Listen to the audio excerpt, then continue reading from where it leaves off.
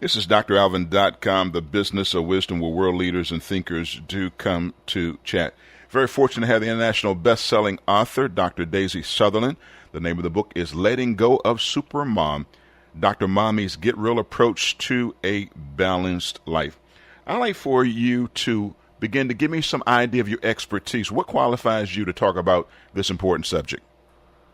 Well, first and foremost, I am a mom of 5 children, ranging from ages 9 to 21. Been married for almost 22 years, and I'm a doctor of chiropractic as well. When did you discover that you had a gift to share, I guess, your research, your personal experience, and your knowledge, not only with yourself, but with other women and families around the world? Wow, I think since I was a little girl, I've always wanted to help people, and I never really knew how I can do that. And so I was encouraged to go into the route of health and wellness because I'd be able to help people there. And so I became a doctor, but I still felt I needed to reach out to more people, and particularly women, since, of course, I'm a woman and I can relate to them a little bit more. But I wanted to be able to reach out to them and in a vast amount. And I guess it started when I was younger. And then I became a doctor and started to do my research and touch more people, and then came online and was able to touch even more people. Before we get into today's book, tell me about what I can experience when I go to drmommyonline.com. Wow, when you go there, you'll be able to find information ranging from inspiration, motivation, to relationship and health and wellness and homeschooling. I created that website to be an online resource for busy moms and busy women who don't have the time to speak to people or research things. We do it all for them. It's all there for them. Now, as you know, there's a lot of other online services that deal with this marketplace. So what are some of the unique things that you provide there that we cannot get anywhere else? Well, my website, first and foremost, like I said, I am a doctor, so a lot of the information there has been researched thoroughly, so it is valid information. But not only that, it's information that is easily digestible. Too often we'll go to a lot of these other websites and you can't understand what they're saying. You actually have to have a thesaurus or a dictionary next to you.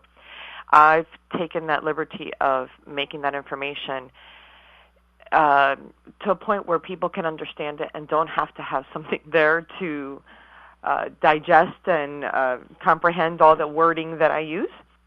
And it's from other women that are busy as well. So it's not just me. I have input from other women there as well. So tell me about some of your childhood experiences, being one of 3 girls in your strict household, that has helped shape you in some of your theology, philosophy, and perspective in life. Well, coming from a very strict Hispanic household, it was challenging, to say the least. I wasn't one that could really voice my opinion or share. And so I knew that if I was going to start a family, because it was a big if, I wasn't sure if I was even going to have one, but God blessed me with 5 children and a loving husband, so that did change dramatically. I knew that I was not going to have a childhood or create that household that I was brought in. I wanted to make sure that my children knew that they were always going to be loved and nurtured and safe and protected, but also would have that ability to communicate, because communication is so important, and build that relationship with my children, something that I didn't have when I was growing up. What are some of the techniques that you recommend that are ideal for homeschooling for our children? Wow, homeschooling especially. When I first started, I never thought I would do it. I thought I'd pull my hair out and be bald by the time I was 40. But of course, what it did was just increase the relationship between the child and the parent even more. Both my husband and I joined together in homeschooling. Thankfully, it's not just me. I can't imagine it being just me. But it has, our relationship has built, and we also are able to teach our children subjects and topics of information that they wouldn't get in school, and has also increased our faith dramatically because of that. Now, one of the central themes you use in your book is Proverbs 31. Again, I thought I've heard every teaching concerning Proverbs 31. What aspects of that are you sharing that are different? Well, it's amazing because every woman strives to be the Proverbs 31 woman, and they think that she is this, which she is, totally amazing woman, and that they have to do it all. And I approach it totally different, because if you really read through Proverbs 31, yes, she is truly amazing. Yes, she has wonderful talents, but she didn't do it all alone. And that's one thing that a lot of women tend to oversee. They don't realize that she had help, and not only did she have help, but she welcomed it with open arms, and she actually required for the slave women to help her and her family.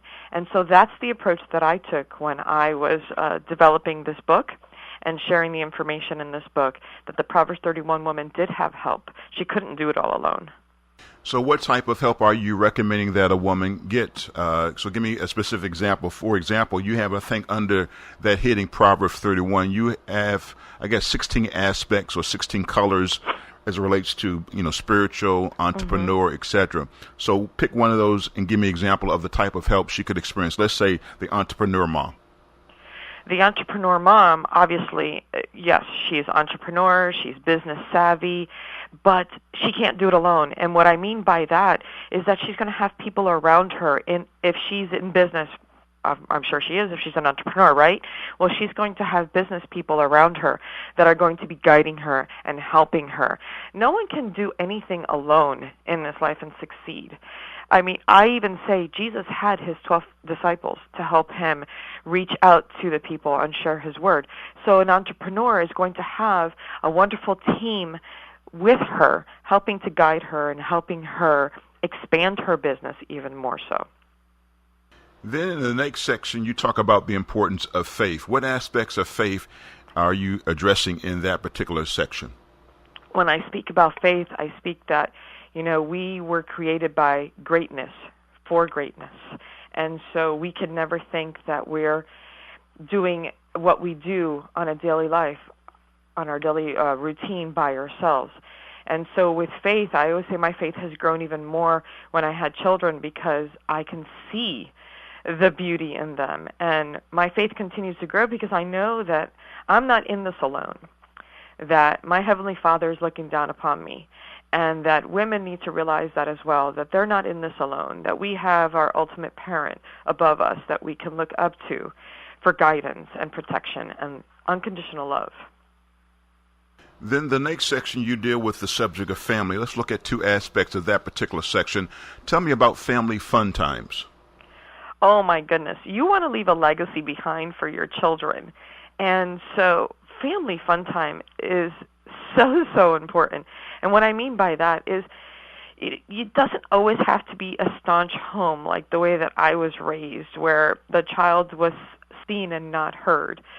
The kids can enjoy being with their family, turning off the TV, doing wonderful, playing games, doing puzzles. We love doing puzzles. We're kind of geeky that way.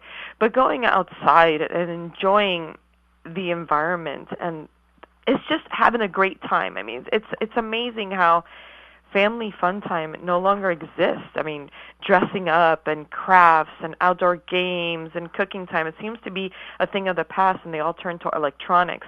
And what I'm suggesting is that you turn all that off and bring that back and truly enjoy your children, because they're only with you for a short time.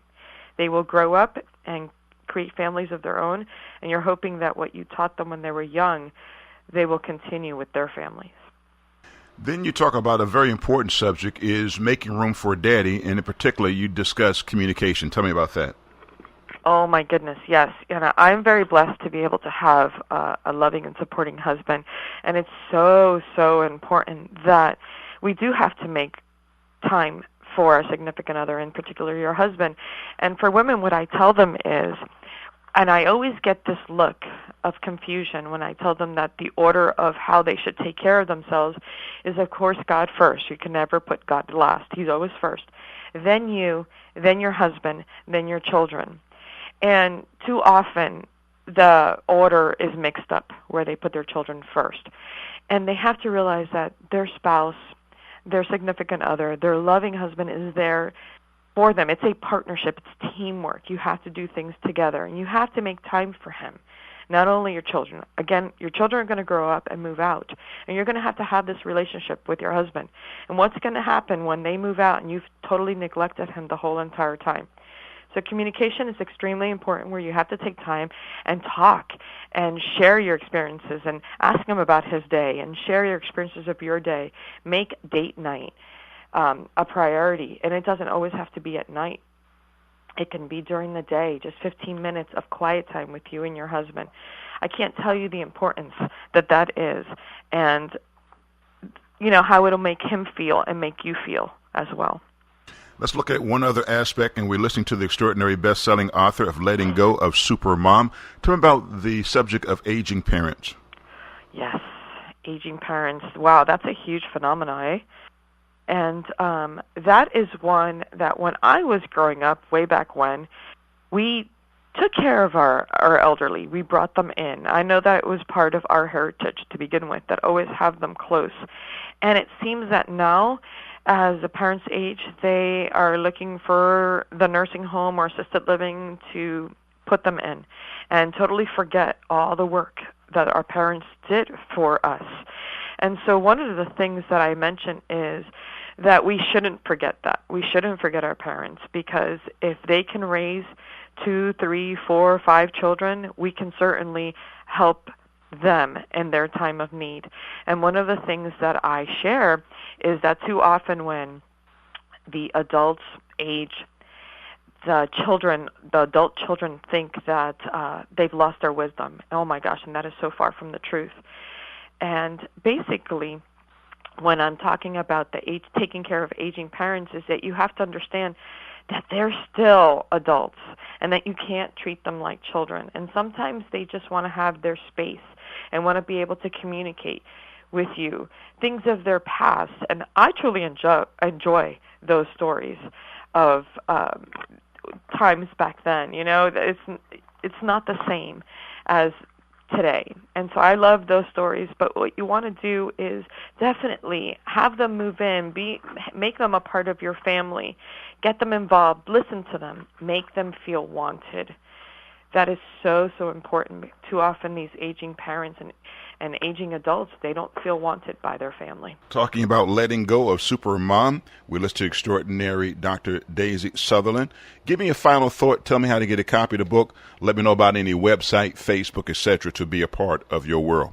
Absolutely. Well, I'm excited because the book is released today, August 7th, and it's available in local bookstores, Christian bookstores, Amazon.com, BarnesandNoble.com, anywhere that you can get a book. You can also order it from my website on drmommyonline.com. And you can find me on Facebook on Dr. Mommy Online is my Facebook page, or Dr. Mommy is my profile page. On Twitter, I'm Dr. Mommy as well. I'm everywhere as Dr. Mommy. But the most important thing that I want to share with women is to let them know that they are not alone in this path of being a mom, and that instead of striving to be a super mom, I would rather they strive to be a power mom, one that has everything under control, one that's focused, one that's firm in love, and one that understands that they're not in this alone, that they can welcome help, and they would be able to achieve a lot more if they welcome that help that's available to them. Well, thank you so very much for sharing your life, your personal testimony, your faith, your expertise, and research. This will be featured at dralvin.com, the business of wisdom, where world leaders and thinkers do come to chat. Also will be featured at dralvin.com on Facebook. And you continue to have a remarkable and amazing day, okay? Thank you so much. You do the same.